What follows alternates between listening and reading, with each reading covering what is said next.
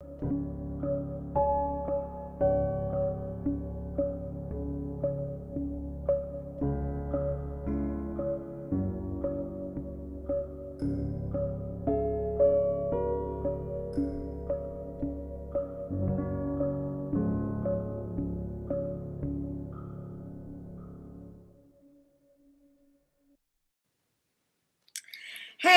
y'all, how you doing? How are y'all doing today?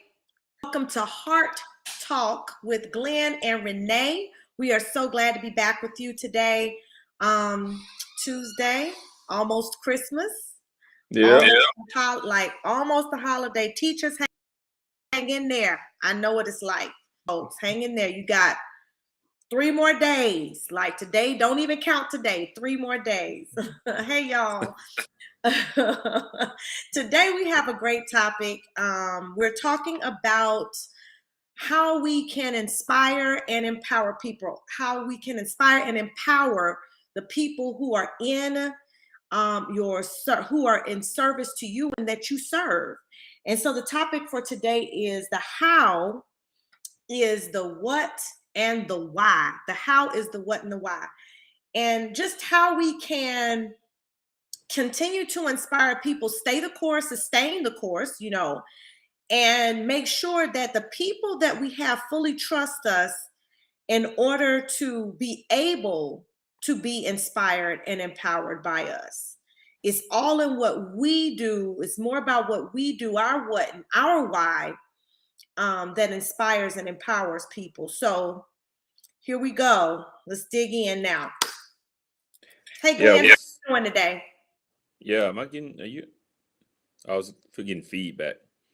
All right. I'm sorry. Nah. Is it Yeah, still good coming? to be. Okay. Nah, good to be with everybody today. Yeah, I mean, I thought that the topic itself, the question of how is what we always get so often from leaders when we talk about hard work and how it really connects to life and leadership. The big question is, well, how do we take hard work and make it something that is um, integral part of our operation or our business? How do you connect the two? And I think, where we get lost sometimes in the how is not realizing that the answer to the how is in everyone's what and why.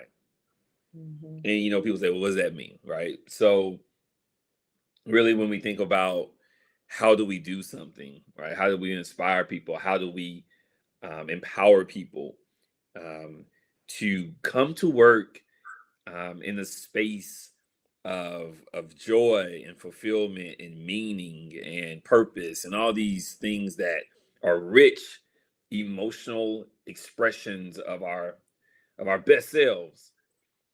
It's in their what and their why.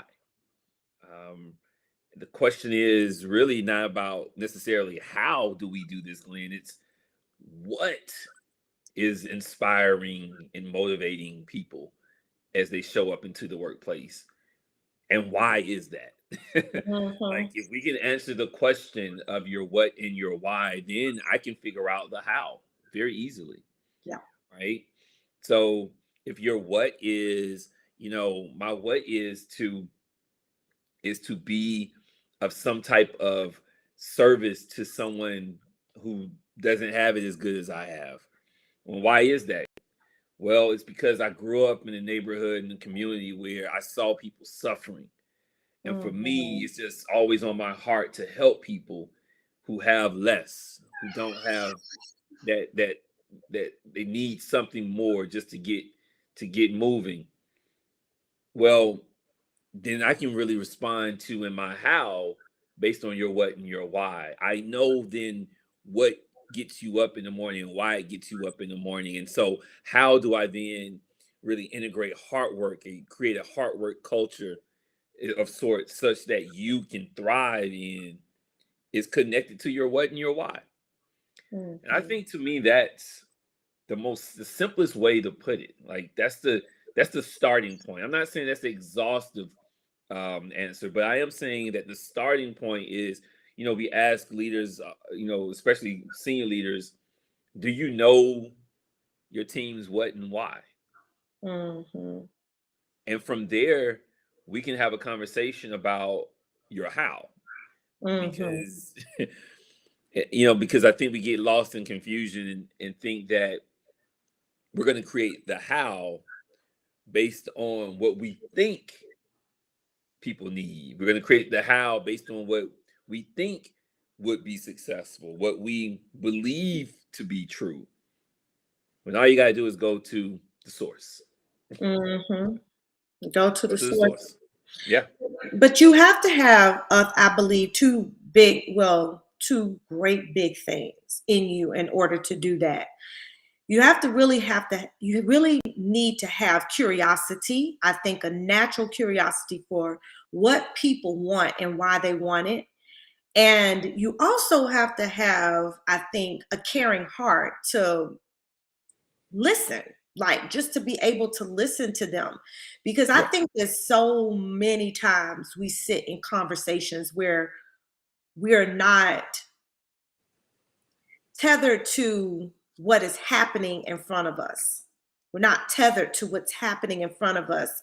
Yeah. We're thinking about things that at the end of the day doesn't matter to the point of why we're talking to the person in front of us.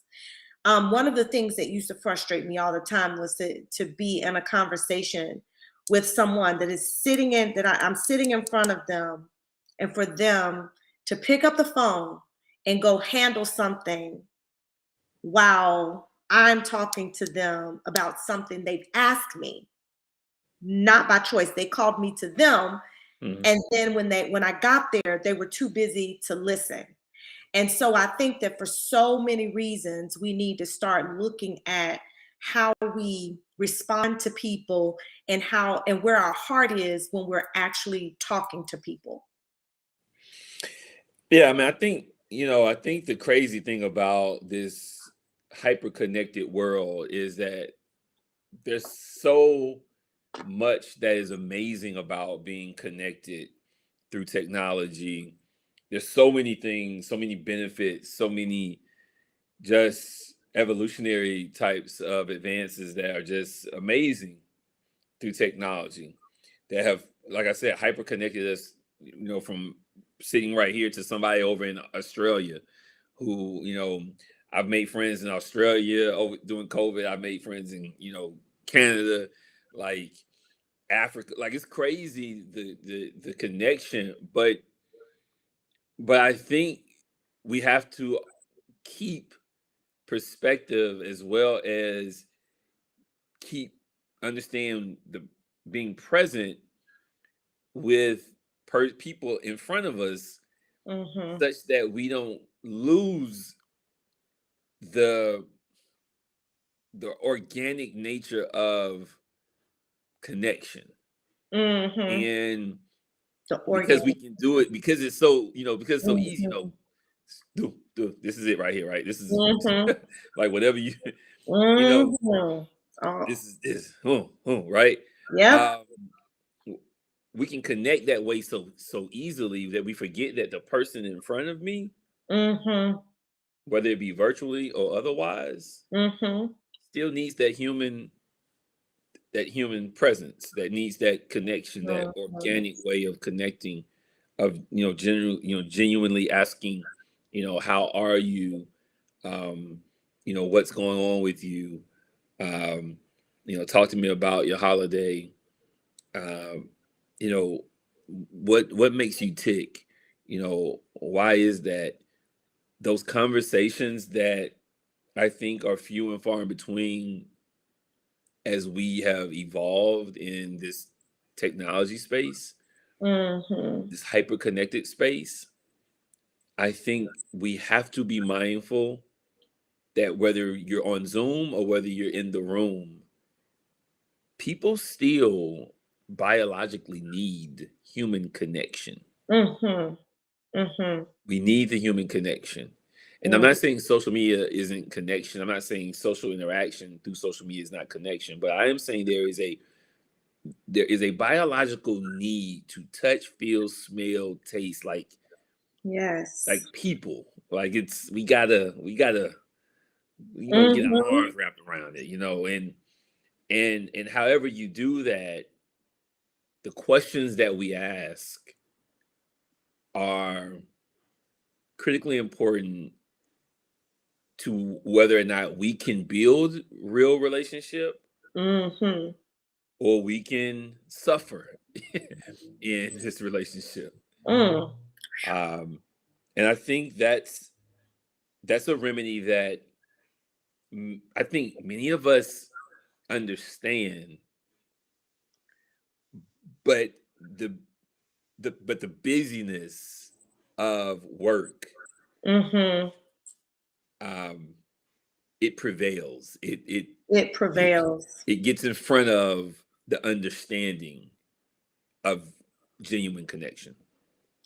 And in the past we've talked about, when does that connection start, right? So Yeah. that connection starts at where we talk about it all the time, at the sourcing. Yeah.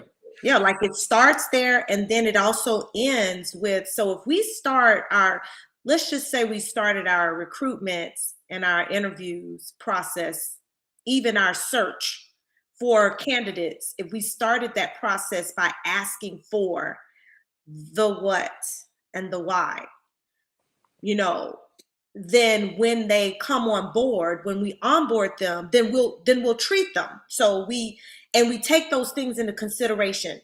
Then the way we treat them along the way will serve as purpose for how we deal with them, how we work with them, how we inspire them, how we empower them. We'll know. But we can't decide that, once they're in trouble or once they're not performing, that this is the place where we want to inspire and empower, because at some point, the reason that they're not now we have to accept this truth.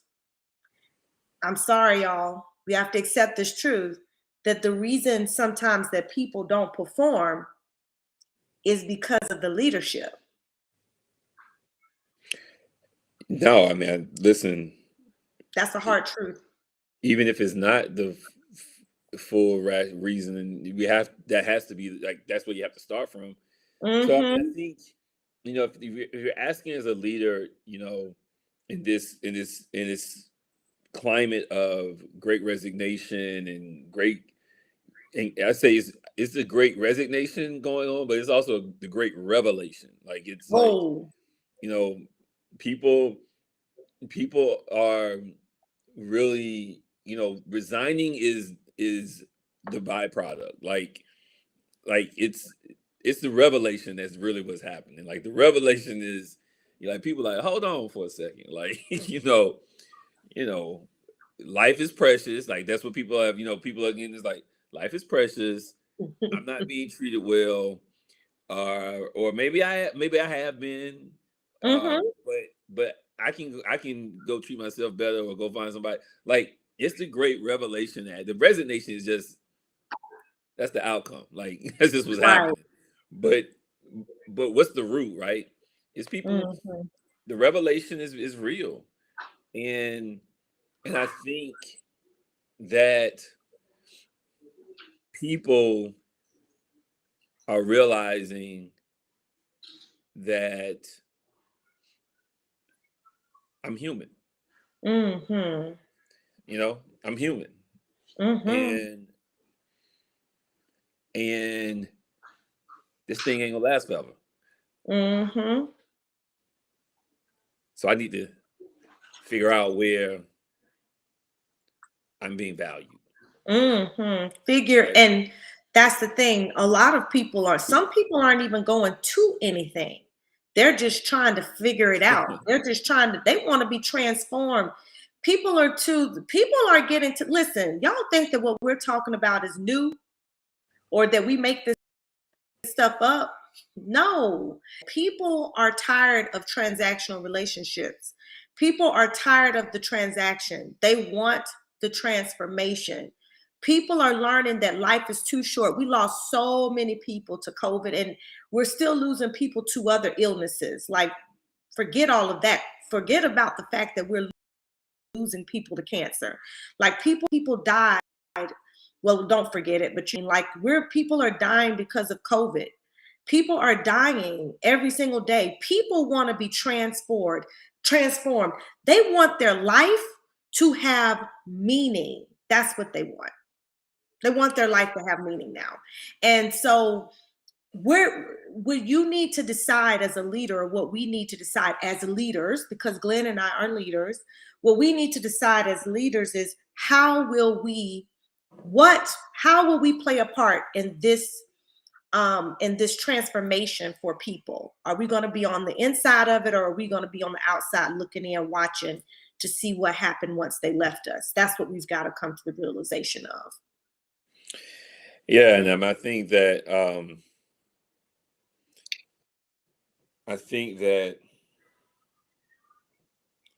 you can take baby steps, like, you know,